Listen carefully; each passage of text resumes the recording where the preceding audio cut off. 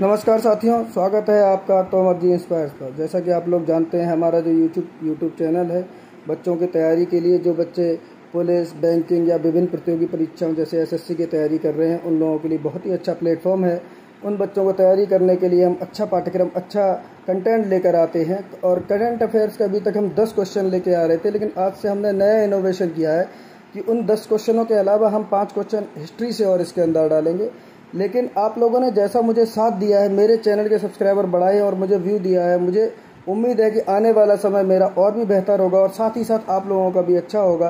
क्योंकि अगर हम लोग 15 क्वेश्चन अब रोज़ तैयार करेंगे तो आप सोचिए, जब 15 क्वेश्चन हम तैयार कर रहे हैं तो उन क्वेश्चनों से हमारी कितनी करंट तैयार होगी, कितनी जीके तैयार होगी और प्रतियोगी परीक्षाओं की कितनी ज़्यादा तैयारी हमारी अच्छी हो जाएगी। जैसा कि आप लोग जानते हैं, प्रतियोगी परीक्षाओं में जीएस भी आता है, हिस्ट्री भी आता है, काफ़ी चीज़ें आती हैं। और जो बच्चे तैयारी कर रहे हैं और उनके पास समय ज़्यादा नहीं है, कुछ काम कर रहे हैं, कोई जॉब कर रहा है, दौड़ भाग की ज़िंदगी है, उसमें वो लोग तैयारी अच्छे से नहीं कर पाते हैं। लेकिन आप लोग रास्ते में चलते फिरते, आते जाते, आप लोग यूट्यूब के माध्यम से उन क्वेश्चनों को देख सकते हैं, पढ़ सकते हैं, अपनी तैयारी को कंटिन्यू रख सकते हैं। उसके लिए ज़रूरी है आप इस चैनल को ज़्यादा से ज़्यादा लोगों तक शेयर करें, सब्सक्राइब करें और हाँ, बेल आइकन का बटन ज़रूर दबा दें, ताकि हमारा जब नया वीडियो आता है वो वीडियो आप तक सही सलामत सही से पहुंच जाए और आप लोग उसके थ्रू अपनी तैयारी कर सकें। हमारे सेशन की शुरुआत में हम हमेशा अपना जो मोटिवेशन रखते हैं, तो मोटिवेशन आज का हमारा है कि गलत दिशा में बढ़ रही भीड़ का हिस्सा बनने से बेहतर है कि सही दिशा में अकेले चलें। लोग ऐसे होते हैं, लोग गलत दिशा में जाते हैं, उनके पीछे पीछे चलना नहीं है, आपको भेड़ चाल नहीं करनी, बल्कि आपको अच्छा रास्ता देखना। हो सकता है कुछ लोग उसमें पहले से चल रहे हों, या ये भी हो सकता है कि उस पर आप चलने वाले अकेले व्यक्ति हों, फिर आपके पीछे भीड़ लग जाएगी, लाइन लग जाएगी। तो आप इस तरह अपने आप को बनाइए कि लोगों के लिए मिसाल बन सकें आप। इसके साथ ही साथ मैं आपको बता दूं, जैसा कि आप लोग जानते हैं, इस समय एशियन गेम्स चल रहे हैं। एशियन गेम्स में आज तक की स्थिति से मैं आपको अवगत करा दूं कि इस टैली जो पदक तालिका है, उसकी टैली में पहला स्थान जो है चीन ने प्राप्त किया है। चीन के कुल मिलाकर 316 मेडल हैं और जापान दूसरे स्थान पर 107 मेडल के साथ है और साउथ कोरिया 148 मेडल्स के साथ तीसरे स्थान पर है और अपना प्यारा भारत 81 मेडल के साथ चौथे स्थान पर है। यहाँ पर हम गोल्ड की चर्चा जरूर करेंगे, क्योंकि टैली चिन्ह में जो पहला, दूसरा, तीसरा, चौथा और इसके बाद जो नंबर तय होते हैं वो हमेशा गोल्ड से ही तय होते हैं। गोल्ड में भी चीन 171 गोल्ड मेडल के साथ पहले नंबर पर है और जापान 37 गोल्ड मेडल के साथ दूसरे नंबर पर है। साउथ कोरिया 33 गोल्ड मेडल के साथ तीसरे नंबर पर है, जबकि अपना प्यारा भारत 18 गोल्ड मेडल के साथ चौथे नंबर पर है। भारत के जो हमारे खिलाड़ी हैं, बहुत अच्छा भारत की तरफ से प्रदर्शन कर रहे हैं और भारत का नाम रोशन कर रहे हैं। ऐसा ही हम चाहते हैं कि आप लोग भी अपने देश का नाम रोशन करते रहें और आगे बढ़ते रहें और देश को भी आगे बढ़ाते रहें। और आज हमने आपको 10 करंट अफेयर क्वेश्चंस के अलावा 5 क्वेश्चन हिस्ट्री के डाले हैं। कृपया कमेंट करके मुझे बताएं कि आपको हमारा ये नया इनोवेशन कैसा लगा। तो चलिए शुरू करते हैं आज का अपना ये सेशन। तो आज का पहला हमारा प्रश्न है, भौतिकी में नोबेल पुरस्कार 2023 किसे प्रदान किया जाएगा? तो भौतिकी में जो नोबेल पुरस्कार 2023 है वो 3 लोगों को मिल रहा है, जिनमें पहले व्यक्ति हैं पियरे एगोस्टिनी और दूसरे व्यक्ति हैं फेरेंक क्रास्ट और तीसरे हैं एनी एल हुइलियर। प्रश्न नंबर 2 है, हाल ही में 27वें विश्व सड़क कांग्रेस का आयोजन कहाँ हुआ है? तो इसका उत्तर है प्राग। 27वें विश्व सड़क कांग्रेस का आयोजन प्राग में हुआ है। अब आप ध्यान दीजिए, प्राग कहाँ पर है?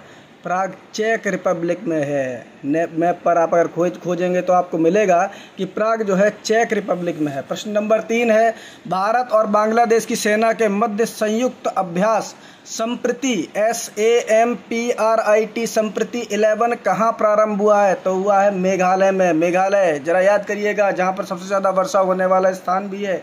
ऐसे करके आप क्वेश्चनों को रिकॉल कर सकते हैं।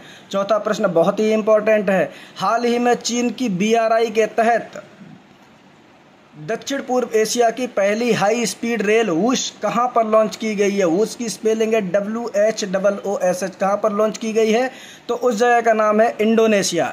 पांचवा प्रश्न है, ग्लोबल इंडियन अवार्ड गाला 2023 से सम्मानित होने वाली पहली भारतीय महिला कौन है? गाला 2023, तो वो उन महिला का नाम है सुधा मूर्ति। प्रश्न नंबर 6 है आपके लिए, हाल ही में 19वें एशियाई खेलों में 5000 मीटर की दौड़ में स्वर्ण पदक किसने जीता है? जी हाँ, 5000 मीटर की दौड़ में स्वर्ण पदक एशियाई खेलों में। कौन से एशियाई खेल हो रहे हैं? 19वें एशियाई खेल। कहाँ पर हो रहे हैं? चीन के हांगझू में। आप मेरा पहला सेशन देखेंगे तो उसमें आपको मिलेगा कि एशियाई खेल कहाँ पर हो रहे हैं, वो हमने क्वेश्चन में डाला था। तो 5000 मीटर में दौड़ में स्वर्ण पदक जीतने वाली महिला का नाम है पारुल चौधरी। प्रश्न नंबर 7, हाल ही में KVIC ने खादी इंडिया आउटलेट, बहुत इंपॉर्टेंट है, खादी इंडिया आउटलेट का उद्घाटन कहाँ किया है? तो किया है IIT दिल्ली में। इसका उद्घाटन किया है IIT दिल्ली में। प्रश्न नंबर 8 बहुत ही इंपॉर्टेंट है, आप लिख के रख लीजिएगा, ये प्रश्न तो आएगा ही आएगा। भारतीय नौसेना का नवाचार और स्वदेशीकरण सेमिनार, नवाचार और स्वदेशीकरण सेमिनार स्वावलंबन 2.0 कहाँ पर प्रारंभ होगा? तो उस जगह का नाम है नई दिल्ली। देखिए डिफेंस से रिलेटेड जितने भी क्वेश्चन आपके सामने आ रहे हैं, उन क्वेश्चनों को आप तैयार करते रहिए, चाहे वो DRDO से संबंधित हो या फिर अपने इसरो से संबंधित हो। आप ये मान के चलिए ये प्रश्न आपके आएंगे ही आएंगे। और आप लोग चिंता ना करें, ये जो वीडियो में आपको इसका आप स्क्रीनशॉट ले सकते हैं, जो आपको फाइल दिख रही है इसका आप स्क्रीनशॉट भी ले सकते हैं और साथ के साथ आप पढ़ भी सकते हैं। तो प्रश्न नंबर 9, हाल ही में नौसेना के उप प्रमुख पद पर किसे नियुक्त किया गया? देखिए ये भी सवाल डिफेंस से ही रिलेटेड है। मैंने अभी आपसे कहा था कि डिफेंस के क्वेश्चनों को आप लोगों को अच्छे से तैयार करना है। तो नौसेना के नए उप प्रमुख कौन बने हैं? उनका नाम है तरुण सोबती। तरुण सोबती को नौसेना के नए उप प्रमुख का पदभार ग्रहण कराया गया है। प्रश्न नंबर 10, हाल ही में SAFF अंडर 19 चैंपियनशिप का आयोजन कहाँ पर हुआ है? तो वो उस चैंपियनशिप का आयोजन हुआ है नेपाल में। ये तो आपके करंट के जो है 10 क्वेश्चन कंप्लीट हो चुके हैं। इसके साथ ही हमने आपसे वादा किया था कि 5 क्वेश्चन हम आपसे हिस्ट्री के जोड़ेंगे। तो उन हिस्ट्री के क्वेश्चनों में पहला क्वेश्चन है, इसको ध्यान रखिएगा, याद रखिएगा, सौराष्ट्र में महत्वपूर्ण सिंचाई कार्यों के लिए कौन सा शक शासक जिम्मेदार था? कौन सा शक शासक सिंचाई के कार्यों के लिए जिम्मेदार था? तो उसका नाम था रुद्र रमण। प्रश्न नंबर 12, भारत में सोने के सिक्के जारी करने वाला कुषाण वंश का पहला शासक कौन था? जी हाँ, भारत में सोने के सिक्के जारी करने वाला कुषाण वंश का पहला शासक, तो उसका नाम था विमा फडफाइजेस। विमा कडफाइजेस जो थे पहले शासक थे जिन्होंने सोने के सिक्के भारत में जारी किए थे और वो कुषाण वंश के शासक थे। प्रश्न नंबर 13 है, कौन सा राजा सुदर्शन झील की मरम्मत से संबंधित है? बहुत ही इंपॉर्टेंट है, सुदर्शन झील की मरम्मत से संबंधित कौन सा राजा है? तो उस राजा का नाम है रुद्रदामन। प्रश्न नंबर 14, सिंधु घाटी सभ्यता में गृह निर्माण में किसका उपयोग किया जाता था? जब सिंधु घाटी सभ्यता की खुदाई हुई है तो वहाँ पर पता चला कि सिंधु घाटी सभ्यता में गृह निर्माण में ईंटों का प्रयोग किया जाता था। अब आप सोच के देखिए कितनी पुरानी बात है, उस समय ईंटें प्रचलन में थी, उस समय भी ईंटें प्रचलन में थी। प्रश्न नंबर 15, ऋग्वेद में ऋचाओं की संख्या कितनी है? ऋग्वेद में ऋचाओं की संख्या कितनी है? देखिए बहुत इंपॉर्टेंट क्वेश्चन है। सबसे पहला वेद, अपने 4 वेद, उनमें सबसे पहला वेद है ऋग्वेद। उसमें कुल ऋचाओं की संख्या है 10,580। 10,580। अब कल मैंने आपसे एक प्रश्न पूछा था कि ऐसा कौन सा देश है जो अपनी सीमा एशिया महाद्वीप और ऑस्ट्रेलिया महाद्वीप दोनों महाद्वीपों से साझा करता है? कहने का मतलब 2 महाद्वीपों में उसका क्षेत्र आता है, एशिया महाद्वीप में और ऑस्ट्रेलिया महाद्वीप में। तो उस देश का नाम है इंडोनेशिया। अब आज का प्रश्न है आपके लिए, गुजरात के किस शासक की हत्या पुर्तगालियों ने समुद्र में फेंक कर दी थी? एक ऐसा शासक था गुजरात का, चलिए मैं क्लू दे देता हूँ आपको, जिसने चित्तौड़ पर भी कब्जा कर लिया था।